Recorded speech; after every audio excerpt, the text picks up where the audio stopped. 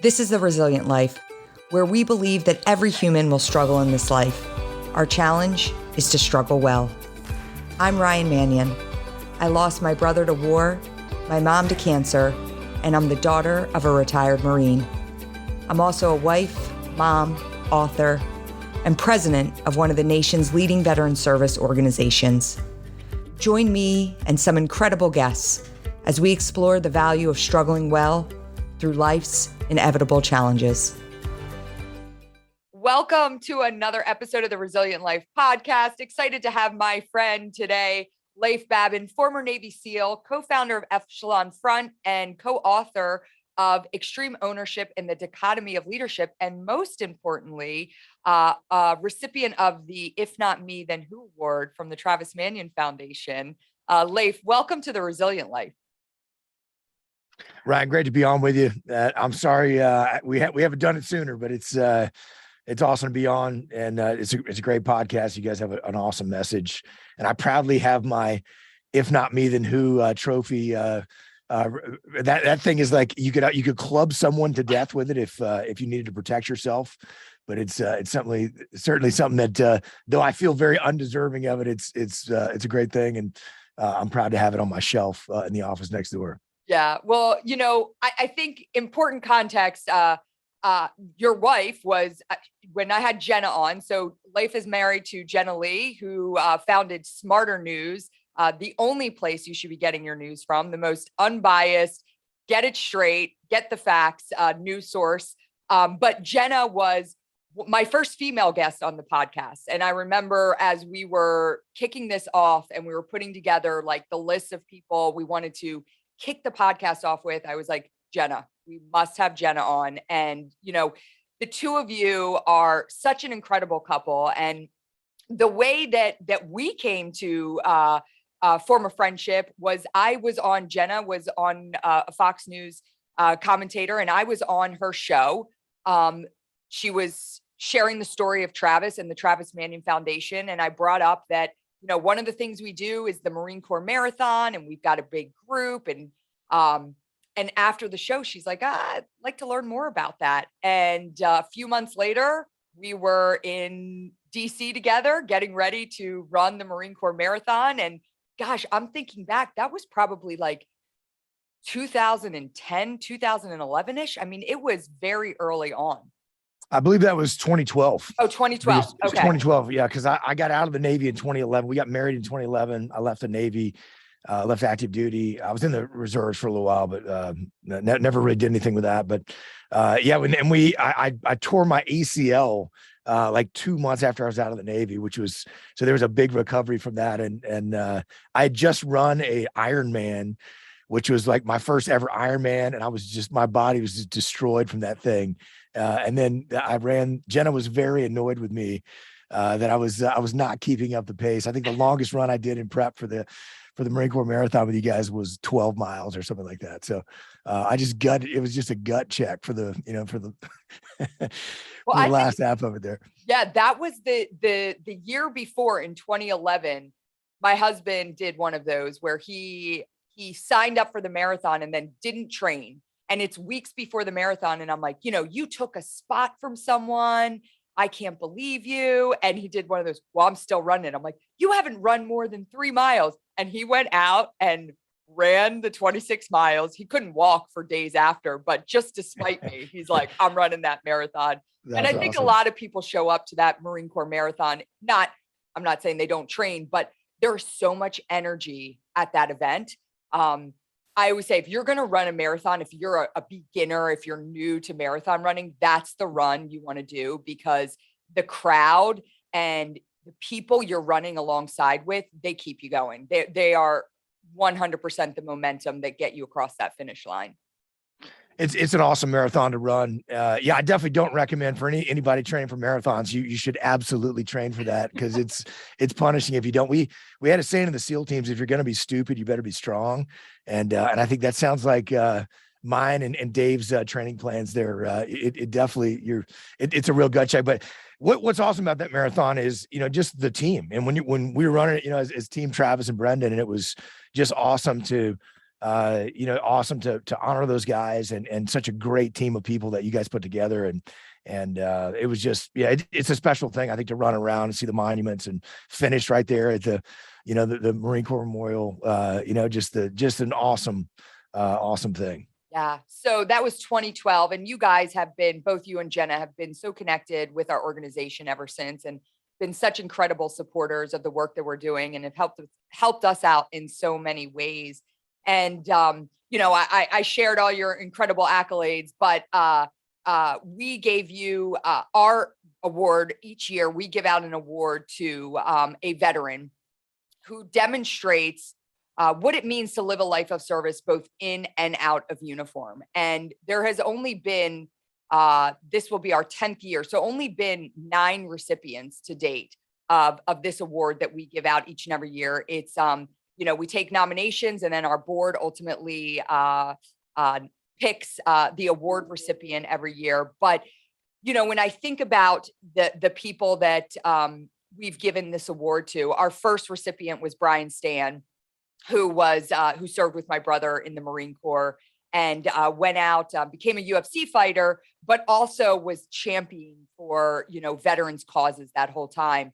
And, what you have gone on to do, and the award, you say undeserving, but so deserving, because you left military service, but you took all those principles and you first put them into a book. You wrote the book with your friend and fellow SEAL teammate Jocko. And then you started a company on what it means to live by this idea of extreme ownership and what leadership means.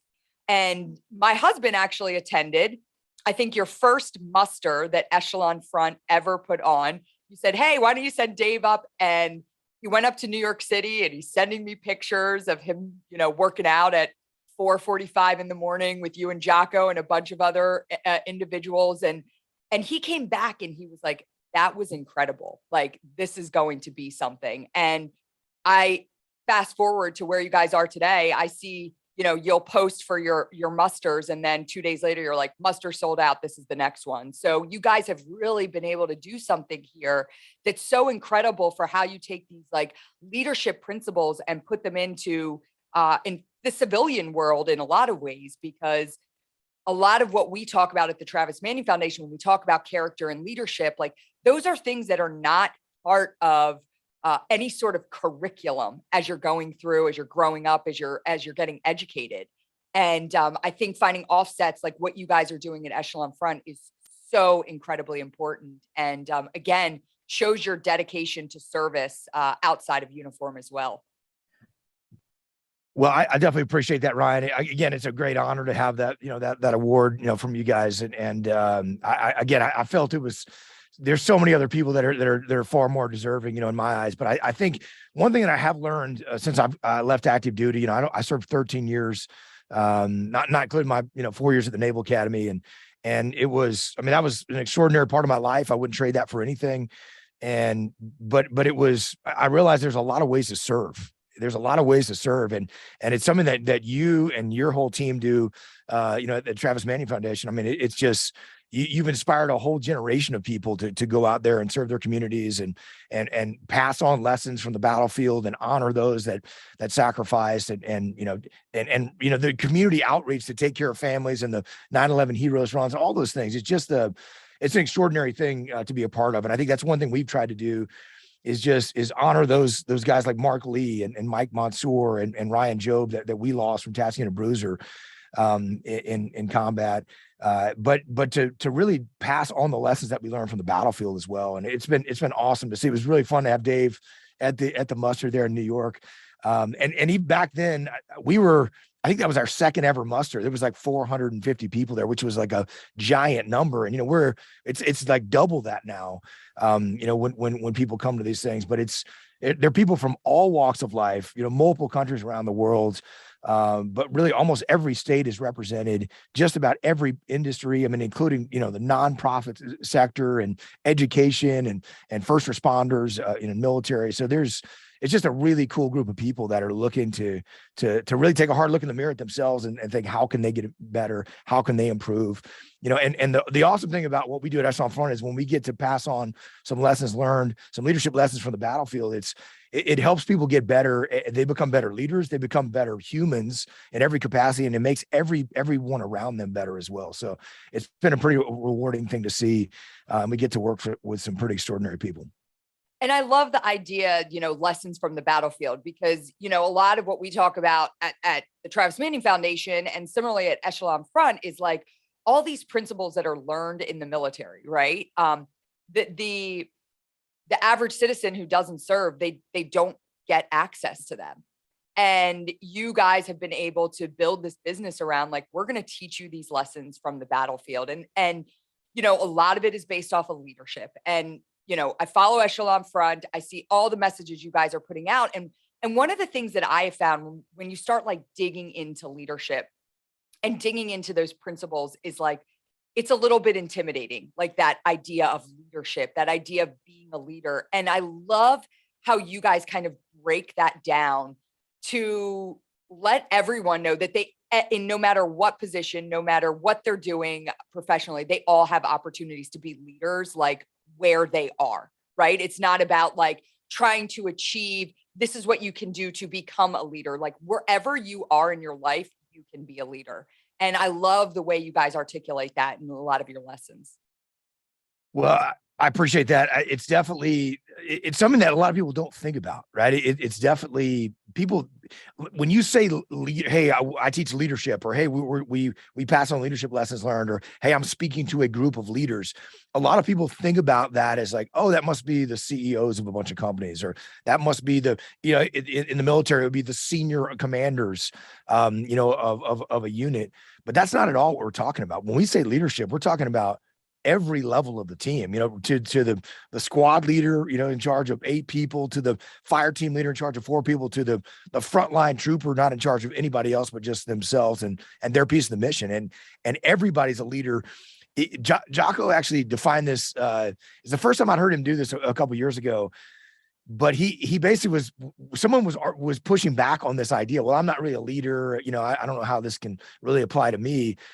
And something he said really resonated with me. It was, look, if you interact with other human beings in any capacity, then you're a leader. You've got to influence people. You've got to get people aligned. You've got to actually work together and depend on other folks to accomplish whatever mission you're trying to accomplish in life. And that applies in your family, in your community, and certainly in your business, but really all aspects of life. And I think these leadership principles, they apply everywhere. And whether you're a teenager or whether you're, a frontline trooper out there, somebody who's making things happen, not charging anybody else, but yourself, or whether you're actually a manager or you're some kind of a senior executive, they apply across the spectrum in all capacities. And I think as people realize that, they start to understand that, hey, okay, I need to understand, they take and implement this stuff, and all of a sudden it creates opportunities for them as they become more successful. The other thing that people push back on, Ryan, is that people don't see leadership as a skill. They don't see it as a skill. People kind of think about it as like, well, they're kind of born with it, or you're not born with it, or you just stumble upon it through experience. And one of the things that we try to do in the military was, the worst case scenario is you don't want to let people go onto the battlefield and learn the hard way, right? I mean, there's too much at stake for that. So you want to prepare people as best you can for situations before they're in those situations, so that you can actually save lives and mitigate risk and not have to learn through catastrophic consequences. So but you can absolutely train leadership. It's a skill, just like any skill, like playing a musical instrument, like playing a sport. It's not something that we're born with. And so when you start to learn that, hey, this is a skill set, I can educate myself and train myself, and now I actually have some skills that I can actually apply. And the awesome thing is when you see people implement those skills at whatever level of the team they may be, it's pretty awesome. It's pretty awesome to see, because it has massive impact. Yeah. And I think, you touch on something like sometimes you think people think, well, you're born with leader, you're born a leader. and I think oftentimes when you look at leaders, like when I watch you, when I watch Jocko out there speaking, you guys are very dynamic, right? You're very confident. You're very dynamic in the way you speak and the way you put it out there. But like, and I think people probably think, well, that's how they were. I've always been accused of being just a quiet, soft-spoken introvert, right? Yeah. But and you are quiet, and you are soft-spoken. But if you're looking at when you're up there on the stage, like you command presence, right? But that's probably not something you were born with. That's something you were taught. That's something you trained at. Yeah, I'm definitely, I'll be very facetious there. I've certainly never been accused of being the quiet, soft-spoken person, but there's, if anything, maybe I've just been on my best behavior around you in certain settings. But there is, you're absolutely right. I mean, people, just like if the NBA basketball player, or the NFL football player, they're born with certain attributes, that's going to give them an advantage, their height or their size or their strength or their speed. But even still, like that, if they're not actually working on those things and developing their skill set over time, even with just some natural innate ability, that doesn't really matter. And what's fascinating about it is I put something like 134 officers, I believe it was, through training over the course of 2 years. So when we came back from the Battle of Ramadi in 2006, I took over. This is probably about the time that Travis was deployed to Fallujah. I took over a leadership course we called the Junior Officer Training Course, and what that was every single SEAL officer that graduated from our training pipeline went through that training. And Brendan Looney was one of those officers that I put through training, was an absolute standout, and just an awesome human being. And it was, and that's really how I first got to learn about Travis's story, was through Brendan. And it was as he was going through training and talking about Travis and the impact that he had on Brendan. But there is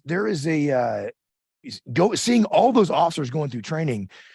There were people who were just nervous to stand up in front of a group. I mean, couldn't even put out like, "Hey, we need you to present on this particular topic," and I mean, they just fall apart. People who so there was plenty of people, these young officers, and all these guys are, they're good athletes. They're tough. They just graduated from BUDS, our 7-month-long, basic underwater demolition SEAL program, which is the basic training pipeline for the SEAL teams.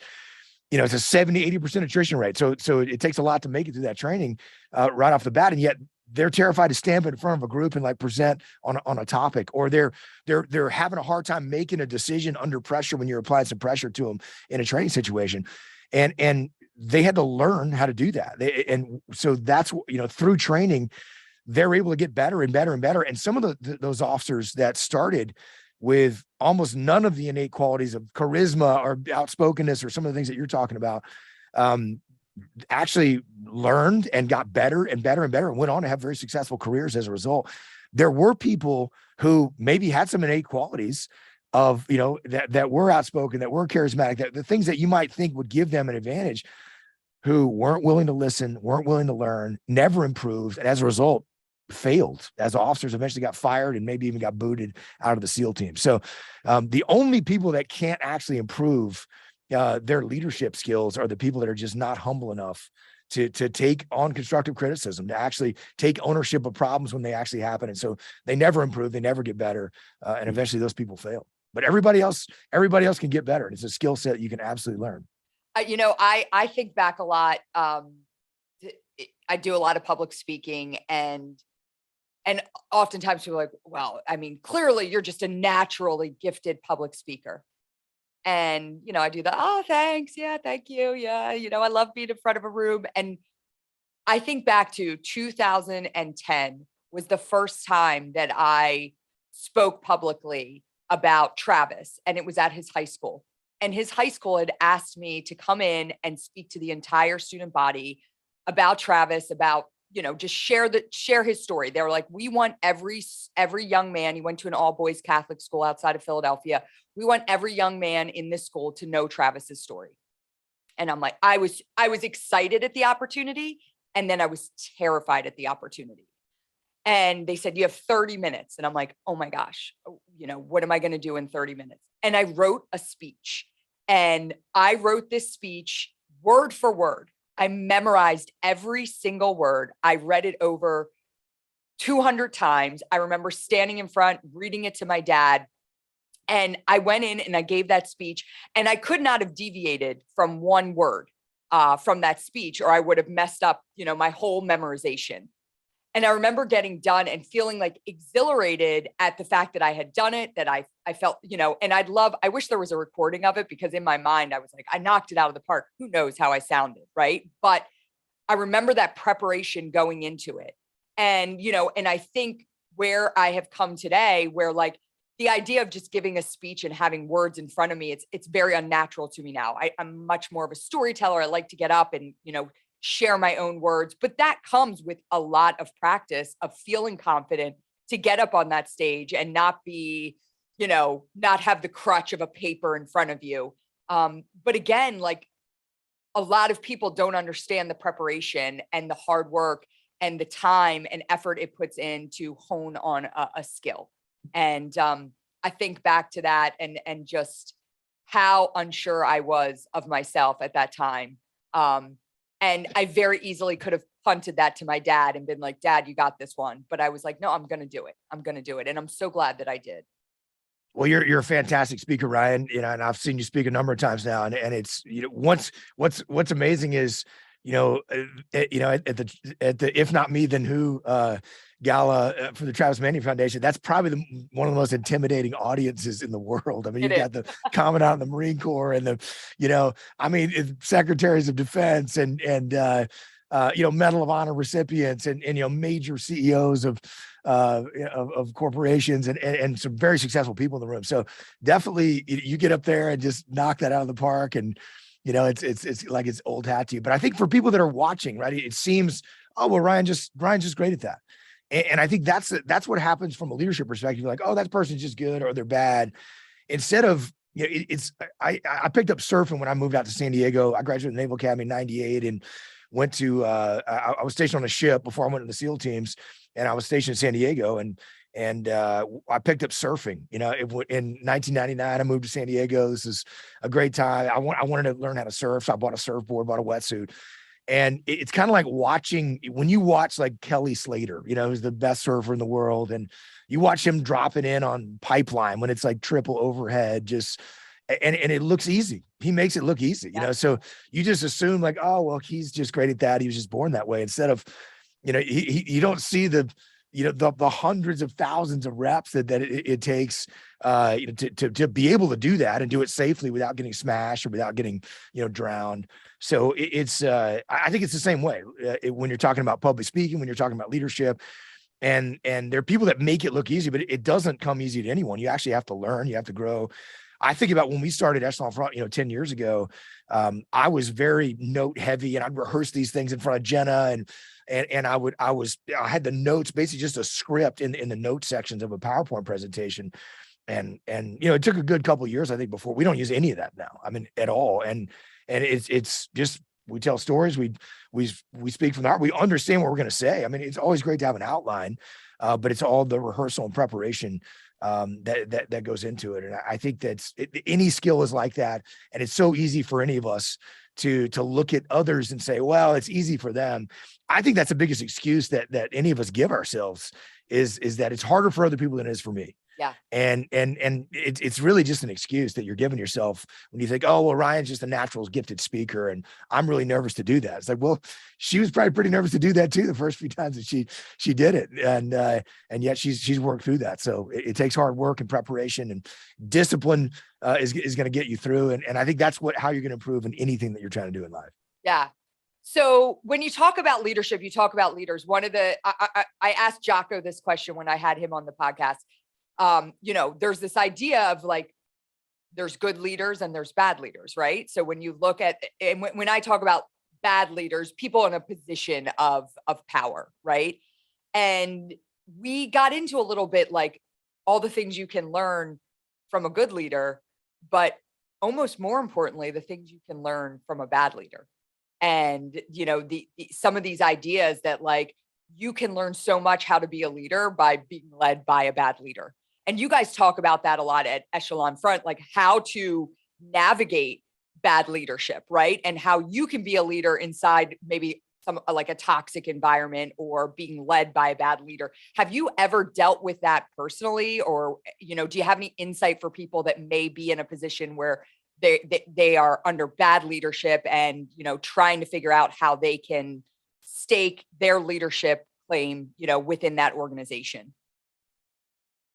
There's a ton that you can learn from bad leadership. I would say, a lot of what I learned at the Naval Academy was, so whether it was a midshipman that was trying to lord it over me, or, just somebody who just, a lieutenant, who just wasn't going to give us the time of day and kind of treat us like dirt because we were midshipmen type thing. Those things always stuck with me of like, okay, I never want to be like that. That's something that I don't want to be. I think it's great to kind of set the left and right limits of who you want to be, in the direction that you want to go. We often do kind of role play scenarios with people to show them like, hey, okay, you want to push back against your boss right now, right? So if we're talking about a bad leadership scenario.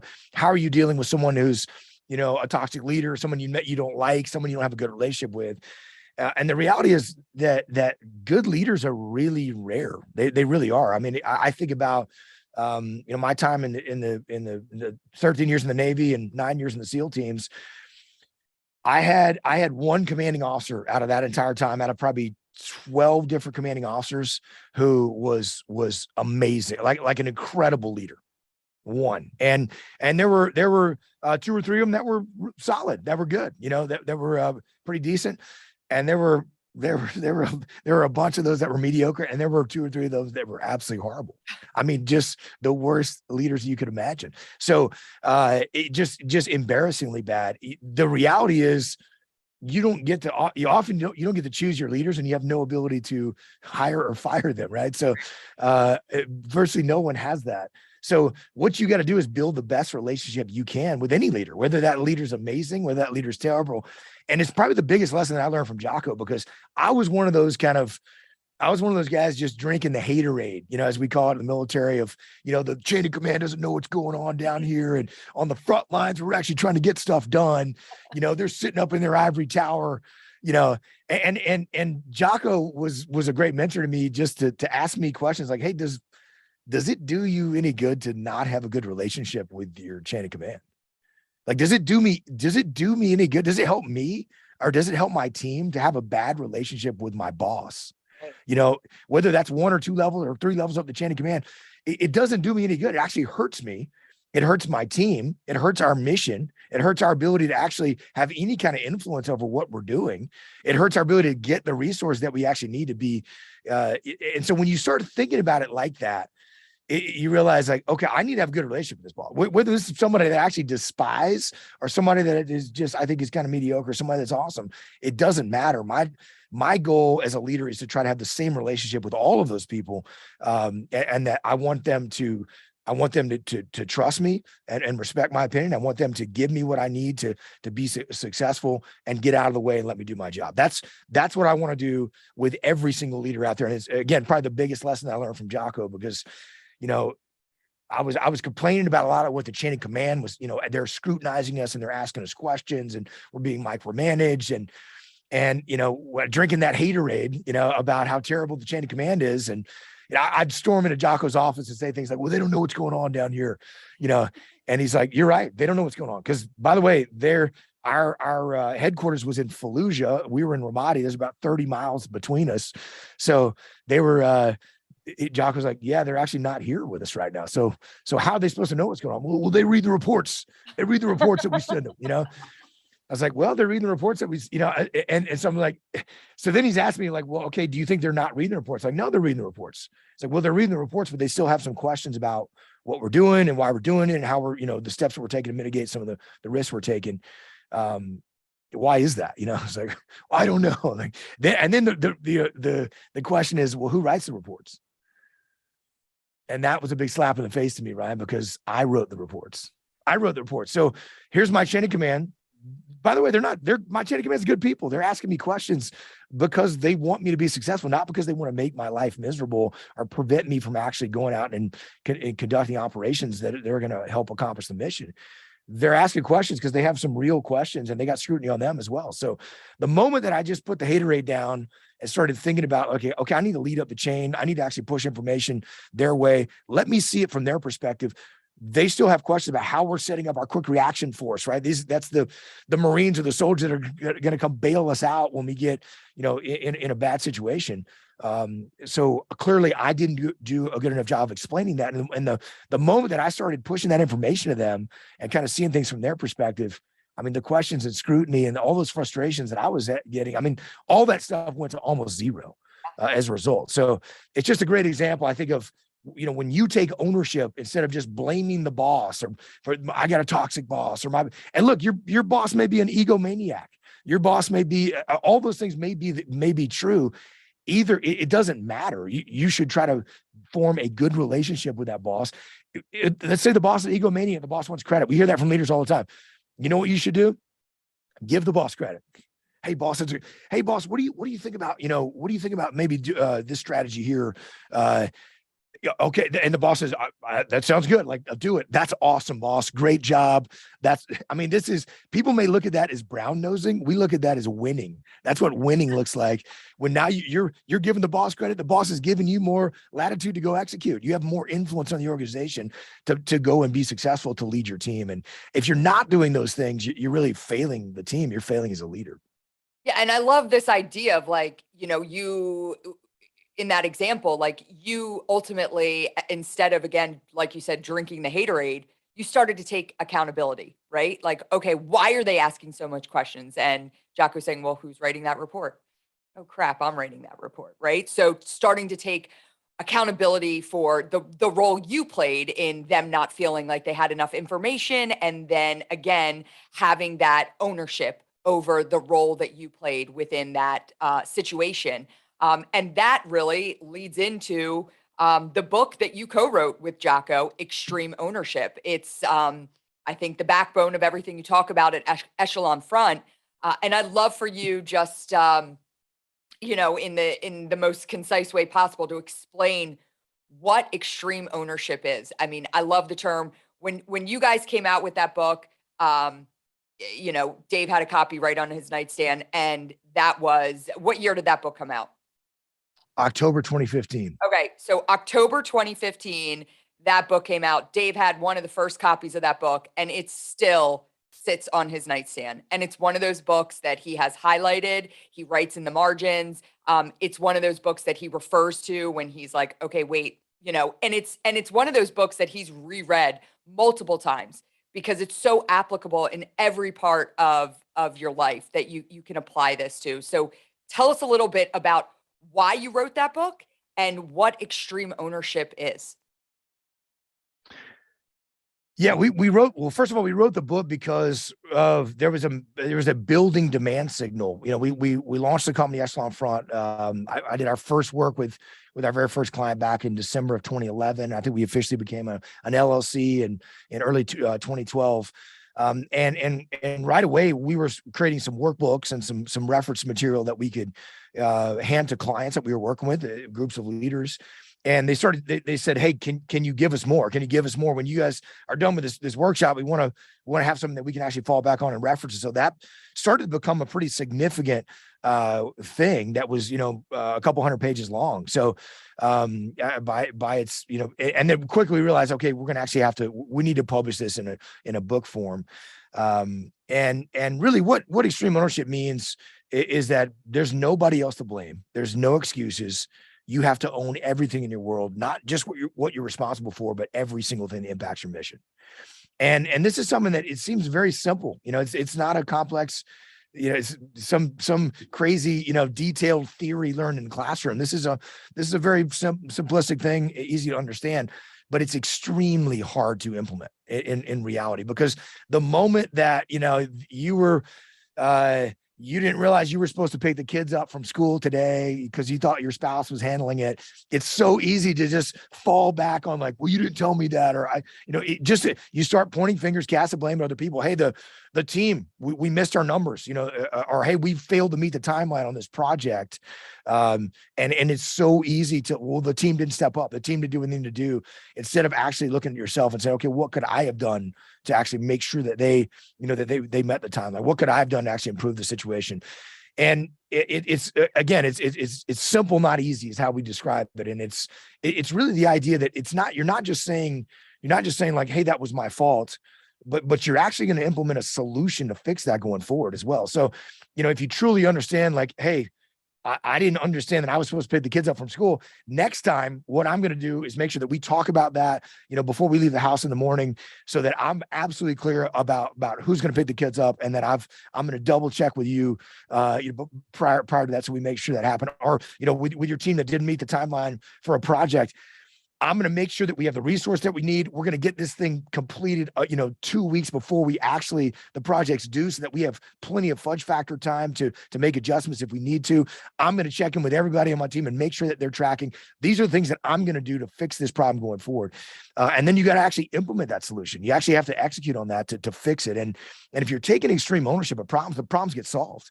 Doesn't mean more problems aren't going to happen. I mean, we live in an imperfect world. There's no such thing as flawless performance out there. Everyone's going to make mistakes, but as long as we learn from those mistakes, we can grow and we get better and we improve. And the organizations and people that take extreme ownership, they just run circles around everybody else, because they're constantly getting better all the time.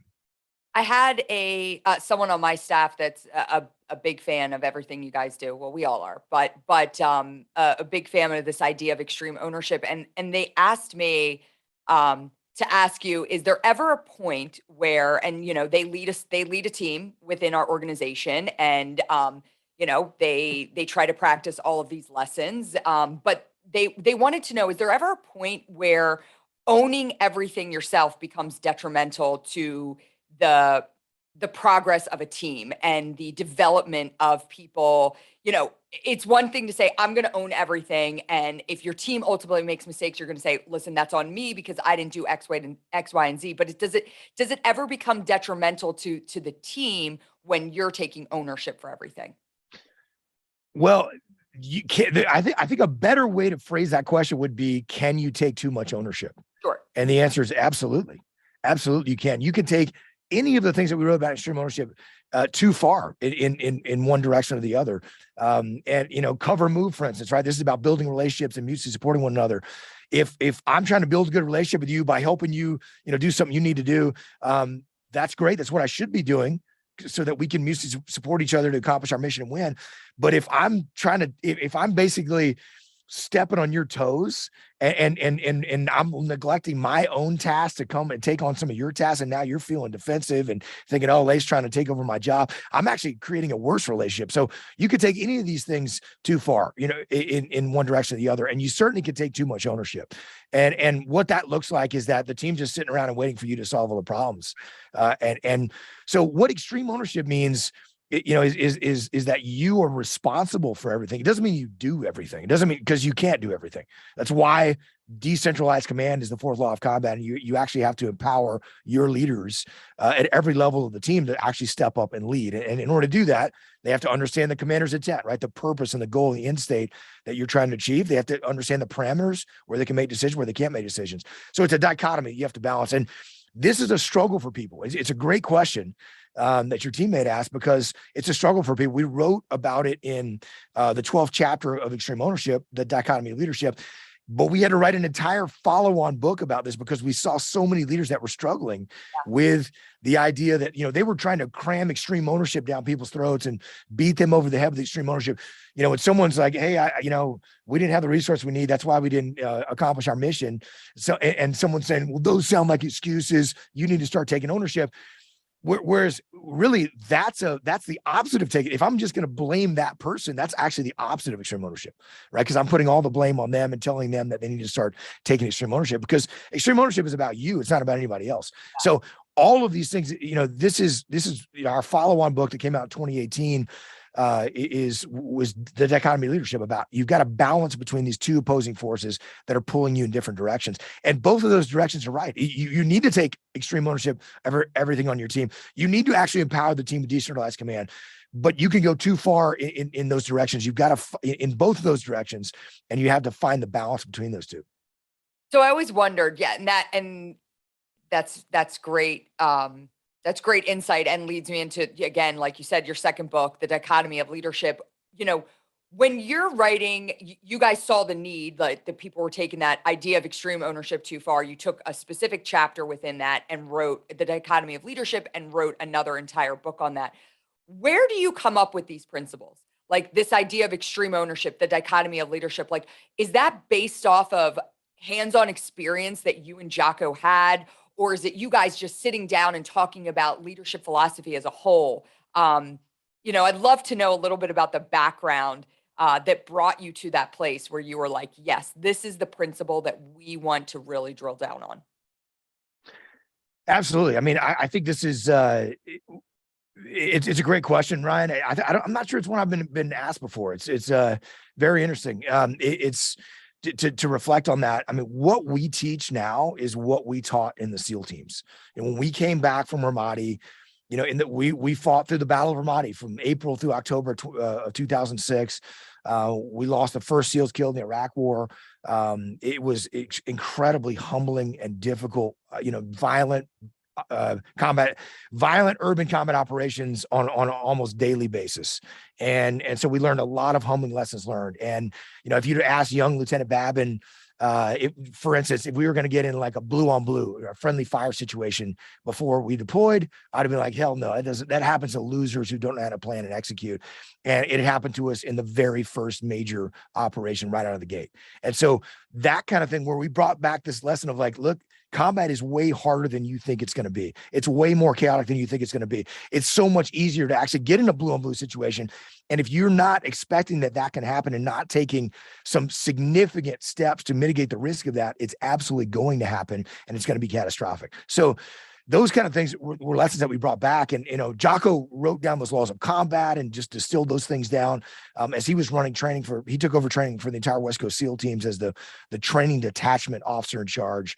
And so really every SEAL platoon and task unit or troop that was going through training would go through that training. And we really tried to focus on leadership, challenging leaders to put them in situations where we could actually prepare them to make decisions, build relationships, be humble, think through the risks that they can mitigate. All the things that I wish someone had taught me.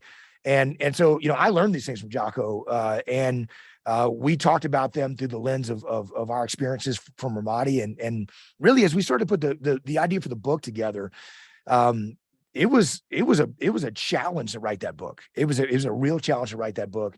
The very first, I think we originally called it the Bruiser Leader Handbook. We were our task unit was Task Unit Bruiser, and so we call it the Bruiser Leader Handbook. And I put together like a proposal. I gave it to a literary agent, and she was like, "Yeah, this is terrible. You guys can't write this thing. You need to get a ghostwriter, an author to write it for us." We finally found an agent that would represent us, and started to put the book together, and it eventually became, Extreme Ownership. But we floated that thing out to the first 5 major publishers that we sent it to gave it the big thumbs down. We're like, I don't think so. Some of them just said pass. Some of them said, hey, we picked up another SEAL book. Some of them said, yeah, this is, if you agree to work with an author to write the book, we might consider it, which we didn't want to do. We wanted to write it ourselves. So we had to jump through all those hurdles, and finally we found, we were connected with St. Martin's Press and the team there from Macmillan that actually believed in the book and gave us a chance to write it. But even then, as we started, even then it was just kind of a table of contents and some ideas. We knew we wanted to talk about the laws of combat. We knew we wanted to talk about some other things like belief, and the importance of extreme ownership and the dichotomy of leadership and finding balance, all those things. But some of that really didn't come together until we actually really started digging into the manuscript and writing it. And one of the most interesting things about it is the opening chapter about this horrible friendly fire blue on blue incident that happened right out of the gate to us, where an Iraqi soldier was killed, several others were wounded. One of my guys was wounded, and it is an absolute miracle that we didn't lose everybody in that sniper overwatch position. I'm talking 6 or 8 SEALs killed. We had tanks called in that were about to engage their position with their main gun, 120 millimeter main guns that would have just obliterated the building. And we also had a Marine Air Naval Gunfire Liaison Company leader that was about to call in an airstrike on the building as well. So thank God that Jocko was actually in that position to be able to de-escalate that, from a command and control perspective, before it became worse than it was. And when the original opener for the book was the second chapter, No Bad Teams, Only Bad Leaders, which is a story from Budge, as I was an instructor, and watching these boat crews that were racing, and one boat crew is failing, one boat crew is winning, and we swapped the leadership out, and all of a sudden the failing boat crew went to be the winning boat crew, just simply by changing one person, the leader. But that was the opening chapter. And I realized, like, look, we need a good combat story here that really illustrates this. And I can't think of a better example. As Jocko and I were talking, I was like, I can't think of a better example than when you stood up in front of the team. I was in the room as Jocko stood up in front of the entire task unit, in front of our commanding officer, in front of the investigating officer, and said, "Hey, listen, this is my fault that this blue on blue friendly fire incident happened. This is my fault." And even though he hadn't been in the position when it happened at the time, and so it was a very powerful thing for me and the rest of the task unit to witness. And so I was like, "Look, I think we should write that. This should be the opening chapter." And Jocko was like, "I don't think so. I don't think we can write that." Because it was some of those hard. It was a big black eye for us, and it was hard to write about. And it was difficult. It was a terrible thing that happened, and it was going to take some detailed explanation, for that. But after some conversations, a couple of weeks of that, Jocko was like, "You're right. We need to write it." And so we wrote that chapter. I don't think the book would be the same, if it didn't open with this horrible situation that happened, where Jocko actually just, he stood up in front of the room and said, "Hey, whose fault was this?" And various guys are raising their hand and saying, "Hey, that was my fault. I shouldn't have let this happen." Or, "Hey, this is my fault. It was with the Iraqi soldiers that were out of sector." "Hey, this is my fault. We were in the sniper overwatch position and it was just getting light and we didn't properly identify our targets because we couldn't see with night vision, but the sun wasn't, bright enough to see, with daylight yet." And Jocko went around the room and was like, "It's not your fault. It's not your fault. This is my fault. I'm the commander of this unit. Everything that happens is my fault. We're going to make sure that nothing like this ever happens again." And our respect for him just blew through the roof when he did that. And even our commanding officer and those and the investigating officer that was there, their trust in him actually went up even after a horrible incident happened, because he actually took ownership. And we actually did at every level of the team. We implemented solutions to make sure that didn't happen again. So that's just some insight into kind of how the book came together, in that regard. And frankly, I think some of those powerful chapters are always the hardest to write. And I'm sure you experienced that with the knock at the door, as you were talking about, you and Amy, and are talking about the most difficult days of your lives, in such a horrible, tragic situation, that you're being notified that you lost your brother, lost your husband. This is such a terrible situation. And yet I think those chapters become powerful as you're having to channel some emotion, really think deeply about, what you did to get through those challenges in order to be successful. Yeah, we had a lot of those moments. Amy, Heather, and I wrote that book. We actually went out to La Jolla, and we spent a week out there, putting the contents together, putting like the blueprint of the stories we wanted to ultimately share. And each one of us had moments where we were sharing with each other different stories and different times throughout our journeys. And all three of us at different times were like, "Oh yeah," we would like tell the story and then say, "Yeah, but I'm not going to put that in the book." And every single one of those stories were the stories that were the most powerful that ended up in that book, because we were in such a vulnerable place. And it was one thing to just say it in the room with the three of us and really talk through it. But then to think about, thousands of people are going to read this.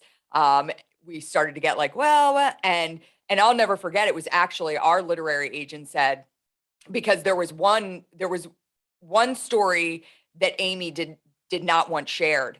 And I pushed at her and I said, "Amy, this is like really showing the place that you were in a way that, no one would ever be able to comprehend if this story wasn't in here." And she was very uncomfortable about it.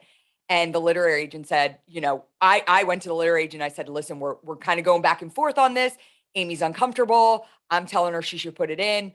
And he said, "If you guys want this book to be successful, you have to be vulnerable. You have to be willing to tell those stories." And we ultimately did. But yeah, it's a process with knowing like kind of these deepest, darkest times in your life and are being put out there. But that's how you have the ability to help others learn and grow too, because they're all going to go through different challenging situations. Like I always say, it may not be the blue on blue situation. It may not be a knock at the door where you're finding out that your loved one was killed overseas, but like we're all going to have these experiences. And for people to put out like how they grew from experiences that, were similar to theirs, like that's how people grow. So I appreciate you guys doing that. And obviously, the book is a New York Times bestseller. It's still out there as one of the foremost books on leadership and that exists. And anyone who's like, asked me like, what's the greatest book on leadership? Extreme Ownership. Like pick it up, read it, digest it, and own it, live by it. Well, that means a lot, Ryan. I thank you for saying that. I mean, look, us writing that is just, that doesn't even compare, right? So I know the difficulty that must have been for you and for Amy, for Heather, writing A Knock at the Door. And, but I think what you just said is so powerful. And I think that's ultimately why Jocko realized like, hey, yeah, we're putting ourselves on report for something really bad that happened. But we're sharing these lessons so that maybe it won't happen to others, right? They can learn the lessons from this.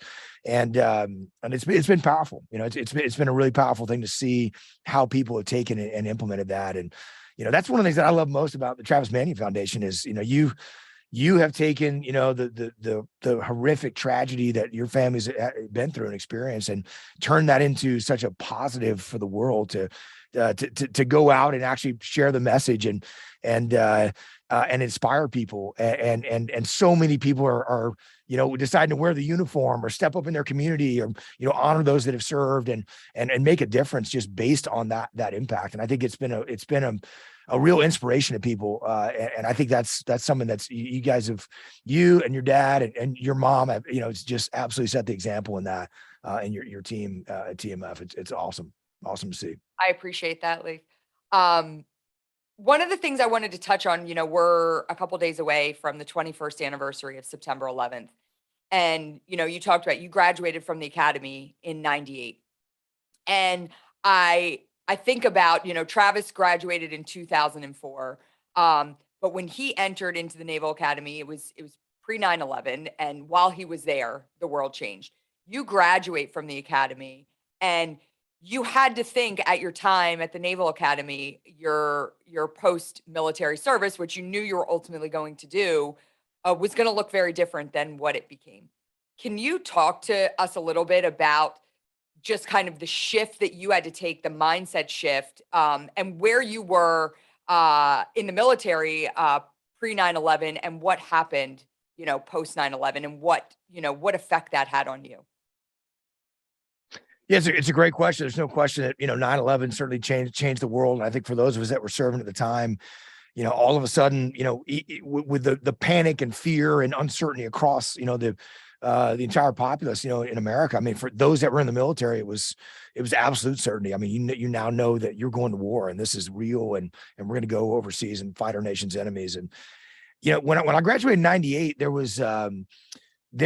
was, it wasn't too long after. So I did not get selected for the SEAL program. I got an appointment to West Point. There was a huge West Point alumni network in Southeast Texas where I grew up. And they were extremely upset with me for turning down that appointment and going to the Naval Academy. I did that because I wanted to be in the SEAL teams, and that's what I wanted to do.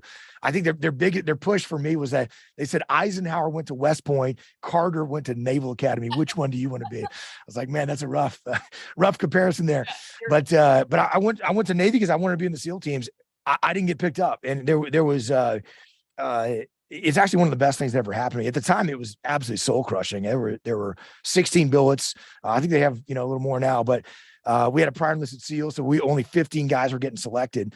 to go, and I wasn't one of those, and I didn't have great grades. I had a terrible conduct record. I got a bunch of trouble, and I wasn't a varsity athlete. There was a lot of things that I was competing against these incredible athletes that crushed me on the physical screening tests for the most part. So I really had to take extreme ownership of that situation and think about, okay, if this is what I want to do, I'm going to have to work extra hard to actually to make this happen and open these doors up. But so I went to, I became a surface warfare officer, and I went to the surface warfare officer school up in Newport, Rhode Island. And we were coming into work one day, driving onto the base in Newport, and all of a sudden it was like a gigantic traffic jam, and it was the embassy bombings in Kenya and Tanzania that had just happened. And so that was kind of a wake up call of like, hey, there's an organization out there that wants to kill Americans. And that was kind of you can see this kind of building now, in retrospect. And I think a lot of America was just kind of asleep to that. Oh, that's Africa. But those were pretty horrific attacks if you dig into them, and the number of people that were just horribly wounded, the glass that blinded people, and we're talking hundreds of people, so it was pretty significant. But that was a wake up call. Still, I'm in the surface fleet. There's not a lot I can really impact on that. And then my first deployment, we actually were headed back from I flew out to my ship and met them in Bahrain. I was on a destroyer, USS Oldendorf, and we were coming back across the actually, I guess it was my second deployment. So we did my second deployment that we went out on the Oldendorf. We were coming back from that, and the USS Cole bombing happened in Yemen. So we were out in the Indian Ocean at the time. We turned around and went back and to steam off the coast and to try to support in that effort. And so, at the time it was incredibly frustrating to me, because I'm thinking that we have Americans that are being attacked and killed, and we're really not doing a lot about it. Like, what are we actually doing about it? When we sent some Tomahawks into, Afghanistan, all that did was, we blew up some tents, right? There may have been a handful of people killed. It certainly was not a significant response to that escalation. And so, when 9/11 happened, I was on my second ship, and I'd just gotten picked up for the SEAL program. So I would be starting buds at some point, 4, 5, 6 months down the road. But I was sitting there, we were portside in San Diego, and a guy called me on the way into work and said, "Hey, turn on the TV." So we turned on the TV, and just in time to see the second plane hit the towers, and we realized, man, this thing is real. Like, we've been attacked. This is a major attack on America, and it was, the world obviously forever changed, and I'm sure everybody remembers where they were, who was alive on that day, and won't ever forget it. But for us in the surface fleet, it was still kind of like, how do we support this, this effort? I deployed to the Western Pacific, after that, it still was just kind of training and preparation.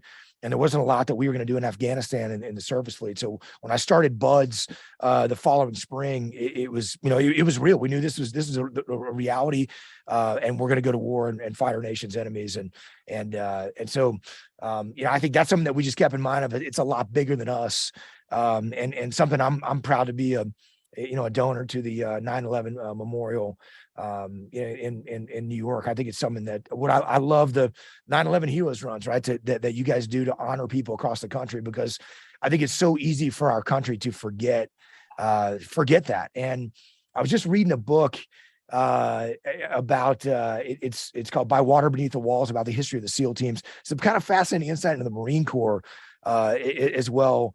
But it's about the history of the SEAL teams and where they came from, by an author named Ben Milligan, who's a SEAL teammate of mine and a friend. And it's interesting because he's talking about, and we had this immediately. From the moment the underwater demolition teams and the scouts and raiders were being trained at a place called Fort Pierce, Florida, and they started tearing the bases down. Like the day of the Japanese surrender. They're like, tear the bases down. They literally had the guys in the middle of a training episode, training evolution. They go back to the camp and they start tearing the camp down. And within just a matter of days, there's nothing left of the camp but just the swimming pool. Nothing's visible.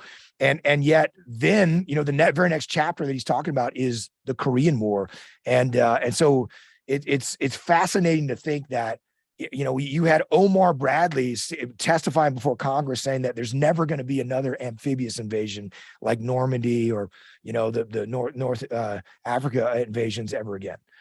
He's literally saying this in like 1946, and then all of a sudden it happens in Korea just like 5 years later. So this is it's we always have to be ready, right? We always have to be prepared, and I think there's and it doesn't take long, I think, to lose that edge. And so for us in the military, at the time, I'm proud of our service, in 9/11 and our service in Iraq. And I never got to serve in Afghanistan, but I supported guys there, and certainly know a lot of people that did. And I think that it's only a matter of time, right, before those enemies resurface, before they reconstitute, before they attack us again. And it's very easy, I think, to take all that stuff for granted. And you see this cycle of history repeating itself. And if you think about the U.S. military just being pushed back, in Korea, where it's an embarrassing moment where we're just getting overrun by the North Koreans and almost pushed completely off the peninsula. Just a handful of years after the end of World War II, and we have the greatest military in the world because we lost that. So, I think for me, the lesson of 9/11 is like that stuff can happen again at any moment, and we always have to be vigilant. We always have to be prepared. And if you get this idea thinking that like, hey, the wars are over. I remember when President Obama made the speech, "The tide of war is receding." And he made that statement, and he repeated that line a few times in different speeches. And I just remember thinking like, hey, that's not up to us. It's totally not up to us that the tide of war recedes. And we can see that today, right, in places like Ukraine. So, or some of the escalations going on around Taiwan. So I think, how did 9/11 change for me? It was just the reality set in of like, this is real, and we better be prepared to go and fight our nation's enemies, and what's at stake if we don't go and do this job. And so, I think there's the good news is there's always, I think, a great generation of people that are going to step up and serve their country and are willing to go and sacrifice, to make sure that that evil is contained in the world, and that the rest of us can live free and prosperous lives. Yeah, I couldn't agree with you more. And I think about, so we've been doing these 9/11 Heroes runs for 15 years now. Our first race was the year after Travis was killed, and it was my uncle. And my uncle used to run. My uncle was a college wrestler. He was Travis's training partner, and they always used to do runs together. And he said, as we're getting the Travis Manion Foundation going, he's like, listen, let's do a 5K race. Like, that's a great way to, raise money. It's a great way to bring people together. And it was coming up on September 11th. And he said, let's call it the 9/11 Heroes Run, not just about Travis, but about signifying what September 11th meant, honoring all of those men and women, our first responders as well. And we all were like, yes, that's it. And I think about, the first few years of that race, we were competing with so many other different 9/11 events, memorials, ceremonies. And over the years, and I would say in the past 5 years, especially, like, a lot of that has gone away. And it makes me sad to see that our collective conscience can like walk away from such a significant event in our nation's history so easily. And here we are 21 years later, we are not a nation at war. And we're 21 years out from September 11th. And so I've said to my team multiple times, like, it is even more important that we succeed with what we're doing here with the 9/11 Heroes Run, not for a fundraiser, because trust me, I always say, people talk to me about 5K races. And I said, if you think that executing 90 5K races across the country in the month of September is a good way to raise money, you're crazy. It is a logistical nightmare. Imagine putting on this amount of events, like 60,000 people coming out. For us, it's more like, hey, we want to make sure that we are giving every American an opportunity to remember 9/11. And I get nervous when I think about, I was on the radio this morning talking about our race series coming up. And we were talking about, how our country responded after September 11th, and that collective unity that if you were old enough, to remember 9/11, you felt it. You felt that sense of unity. And, it's hard to even try to imagine a time post 9/11 that we felt that way as a country. And that's a scary thing. That's a scary thing to look at where we are today as a nation and see how far we've come from that place of unity that we all were, and that it took something like that to bring us together. And so, that's just a small, I say we're the tiniest little microcosm of a piece, but we want to play that role to say, like, if you're like us and you want to talk about unity, you want to talk about coming together, you want to talk about honoring the men and women that serve and protect us every day, like, we're going to give you an opportunity to do that. So that's what the runs are all about for us, just bringing people out there for that perspective. And I think it's such an awesome thing because you just can't do that enough. You really can't. As you said, like, it's gone away. And I think we have to remind people that, the only thing that stands between us and evil people that would destroy, our innocent lives here in America is people in uniform that are willing to carry weapons and protect them and put their lives on the line. So I think it's an awesome thing, and I love what you guys do. And I think the Character Does Matter program and just building this, honoring people that have sacrificed and talking about what service means. To me, it's there's nobody out there that's doing it like you guys do at TMF, and it's an awesome thing to even be a small part of. But certainly super proud of you, Ryan, and the organization that you lead and run. Oh, I appreciate that. And I think about, when I think about our character program, it's almost it's the junior version of Echelon Front. We've got these veterans that are going out and developing character education to our next generation, teaching them their lessons from the battlefield. I mean, they're not talking about the gruesome combat situations, but they're talking to them about these, like, principles that they've learned in the military and how these young kids can apply them in their own backyards, in their own communities. So I love the synergies between what we do. It's awesome. All right, I've got two quick fire questions for you. Other than your books, what book would you recommend to people on leadership that has had the most impact on you? Probably the same book that Jocko said, which is About Face, David Hackworth. Okay. That's someone that probably had the most impact on me as Jocko's not a gift giver, but he gave me that book when we were working together. It's a daunting book for people. It's like 800 pages. And, Hackworth kind of went a little off the deep end toward the end of his days there. But he was an incredible leader and Mr. Infantry started as a 17-year-old private, worked his way all the way up to colonel and battalion command, through Korea and Vietnam. And I think he was the highest decorated living soldier at the time when he died back about 20 years ago. So that's a fantastic book. I would definitely recommend reading that. Awesome. And then, when we talk about, this podcast is called The Resilient Life. We talk about putting one foot in front of the other, overcoming challenges, getting to where you need to be, but always recognizing that life's going to throw curveballs at you. None of us are void from that. We will all have to deal with different challenges throughout our life. What does living a resilient life look like for you? Living a resilient life for me is about knowing that you're going to make mistakes and you're going to stumble. And I think that in my mind, this is the power of extreme ownership, because it's humbling to know that it's your fault, right? There's always something you could have done to do better, but it's also liberating to know that everybody makes mistakes. And so rather than just carry the weight and burden of like, oh, I didn't do what I should have done there, or oh, I could have done better here, to realize like, okay, let me learn some lessons from that and take this going forward. Take those lessons, implement them going forward, and share those lessons with other people. And I think that's something that has helped me, be resilient through challenging times. And that's, I think, the power of extreme ownership. Awesome. Leif, thank you so much. It's always great to talk to you. Always great to hear your insight. And thanks for, listen, people pay a lot of money to hear Leif Babin's leadership philosophies. And you're getting it right here for free, an hour and 15 minutes of all things leadership. Always awesome to have your insight and hear from you, Leif. And thank you so much for joining us on the Resilient Life podcast. Great to be on with you, Brian. Thanks for having me. Thanks so much for listening today. Please make sure to like, subscribe, and share with your friends.